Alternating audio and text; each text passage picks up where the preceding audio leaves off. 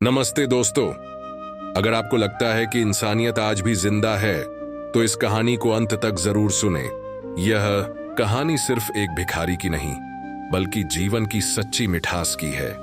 इसे सुनते सुनते आपके दिल को एक नई सीख मिलेगी जो शायद हमेशा के लिए आपकी सोच बदल दे। यह शहर की एक पुरानी व्यस्त सड़क थी जहां दिन भर लोगों की भीड़ लगी रहती थी।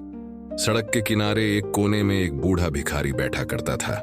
उसकी झुकी हुई कमर, सफेद बिखरे हुए बाल और चेहरे पर उम्र की गहरी लकीरें थीं जो उसके जीवन के अनगिनत संघर्षों की कहानी कहती थीं। उसकी आंखों में एक अजीब सी चमक थी, जैसे उसने जीवन के हर रंग को करीब से देखा हो। वह हमेशा वहीं बैठता, कभी किसी को देखकर हल्की मुस्कान देता, कभी धीरे धीरे अपना कटोरा आगे बढ़ा देता। लोग आते जाते कुछ सिक्के डाल देते, कुछ नजरअंदाज कर चले जाते, पर वह कभी किसी से जोर नहीं देता। शहर में उस दिन मेला लगा था। चारों तरफ रौनक थी, बाजारों में चहल पहल थी, दुकानों पर रंग बिरंगी मिठाइयां सजी थीं, हवा में पकवानों की खुशबू फैली थी। बच्चे गुब्बारे खरीद रहे थे, चूड़ियों और खिलौनों की दुकानों पर महिलाओं की भीड़ लगी थी। हर तरफ हंसी खुशी का माहौल था। भीड़ के बीच एक गरीब बच्चा भी था जिसका चेहरा धूल से सना हुआ था और कपड़े फटे हुए थे। वह मेला देखने आया था, लेकिन जब तक उसे कुछ समझ आता वह भीड़ में अपने माता पिता से बिछड़ गया। उसकी आंखों में डर था, होंठ सूखे हुए थे, शायद वह कई घंटों से भूखा था।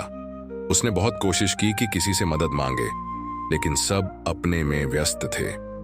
कोई गुब्बारों में उलझा था, कोई मिठाई लेने में। आखिरकार वह थक कर सड़क के किनारे बैठ गया और धीरे धीरे उसकी आंखों से आंसू बहने लगे। यही वह समय था जब बूढ़े भिखारी की नजर उस पर पड़ी।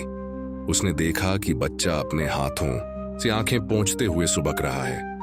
भिखारी ने धीरे से अपना झोला खोला और उसमें पड़े पुराने सिक्कों को देखने लगा। उसके पास ज्यादा कुछ नहीं था, बस कुछ सिक्के थे जो दिन भर की भीख में मिले थे। उसने उनमें से 1 रुपया निकाला जो उसने खास तौर पर बचा कर रखा था, शायद रात के खाने के लिए या शायद एक वक्त की रोटी के लिए। लेकिन आज वह बिना सोचे समझे उस रुपये को हाथ में लेकर उठ खड़ा हुआ। कांपते पैरों से वह मिठाई की दुकान तक पहुंचा जहां ढेरों मिठाइयां सजी हुई थीं। उसने दुकानदार को रुपया दिया और कहा, बाबूजी, एक छोटी सी गुड़ की डली दे दो। दुकानदार ने पहले उसे अजीब नजरों से देखा, फिर हल्की मुस्कान के साथ एक छोटी सी मिठाई उसके हाथ में रख दी। भिखारी धीरे धीरे वापस आया, बच्चे के पास बैठा और उसके सिर पर हल्के से हाथ फेरते हुए मिठाई उसके सामने रख दी। बच्चा पहले थोड़ा झिझका, फिर भिखारी की आंखों में एक अजीब सी ममता देखकर उसने मिठाई उठा ली। वह मिठाई उसके लिए किसी खजाने से कम नहीं थी। जैसे ही उसने पहला टुकड़ा मुंह में डाला, उसकी आंखों में चमक आ गई। वह पहली बार मुस्कुराया। भूख से कांपते उसके होंठ अब मिठास का स्वाद महसूस कर रहे थे। तभी अचानक भीड़ में से एक महिला और एक पुरुष घबराए हुए दौड़ते आए। उनके चेहरे पर चिंता की लकीरें थीं। वे इधर उधर बच्चे को ढूंढ रहे थे और फिर अचानक उनकी नजर अपने बेटे पर पड़ी। मां दौड़कर उसे गोद में उठा लिया और गले से लगा लिया। पिता ने राहत की सांस ली, लेकिन तभी उनकी नजर भिखारी पर पड़ी जो अब भी वहीं बैठा था, हल्की मुस्कान के साथ। पिता ने थोड़ी सख्ती से पूछा, क्या इसने तुम्हें कुछ कहा था बेटा? बच्चे ने मासूमियत से जवाब दिया, बाबा ने मुझे मिठाई दी, मुझे बहुत भूख लगी थी। यह सुनते ही माता पिता का गुस्सा पिघलने लगा। वे भिखारी को ध्यान से देखने लगे। उसकी फटी हुई चादर, उसके कांपते हाथ, पर सबसे ज्यादा उसकी आंखों की निस्वार्थ चमक। पिता ने तुरंत जेब से 100 रुपये निकाले और उसकी ओर बढ़ाए। बाबा, यह रख लीजिए, आपने मेरे बेटे की मदद की, यह आपके लिए है। पर भिखारी ने धीरे से सिर हिला दिया। मुझे कुछ नहीं चाहिए बाबूजी, उसने धीमे स्वर में कहा, बस यह मिठास याद रहे। पिता कुछ देर तक उसे देखते रहे, फिर जैसे कुछ समझ गए वे बिना कुछ कहे बच्चे को गोद में उठाकर चले गए, लेकिन उनकी आंखों में एक नई सीख थी। रात ढलने लगी थी, मेले की रोशनी धीमी हो रही थी, भीड़ छंटने लगी थी। भिखारी वापस अपने कोने में आकर बैठ गया। उसकी जेब खाली थी, उसका पेट अब भी भूखा था, लेकिन उसके मन में एक अजीब सा संतोष था। आज उसने जाना था कि असली खुशी किसी को देने में है, चाहे देने के लिए कुछ खास न हो। ठंडी हवा बह रही थी, दूर कहीं मंदिर की घंटियां बज रही थीं। भिखारी ने आंखें बंद कर लीं। उसकी आंखों में एक गहरी शांति थी। रात का अंधेरा धीरे धीरे गहराने लगा था।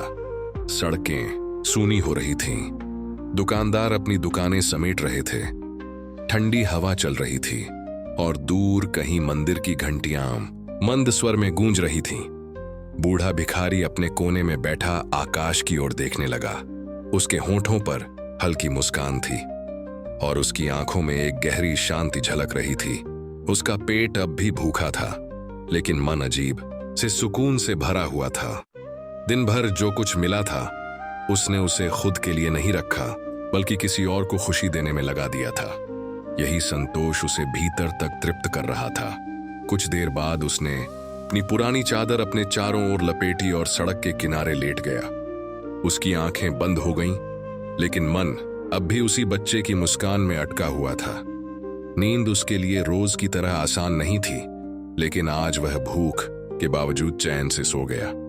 सुबह की पहली किरण जब उसकी झुर्रियों वाले चेहरे पर पड़ी तो उसने धीरे से आंखें खोलीं। सड़क पर हलचल शुरू हो गई थी। लोग अपने अपने काम पर निकल रहे थे। तभी अचानक उसने देखा कि वही बच्चा जिसे उसने मिठाई दी थी अपने माता पिता के साथ उसकी ओर आ रहा था। बच्चा दौड़कर उसके पास आया और उसकी गोद में बैठ गया। उसके हाथ में एक रोटी लिपटी हुई थी। बाबा, यह आपके लिए, बच्चे ने मासूमियत से कहा। भिखारी की आंखों में नमी आ गई। यह पहली बार था जब किसी ने उसके बारे में सोचा था। उसने कांपते हाथों से रोटी ली और हल्की हंसी के साथ कहा, बेटा, यह तो बहुत मीठी है।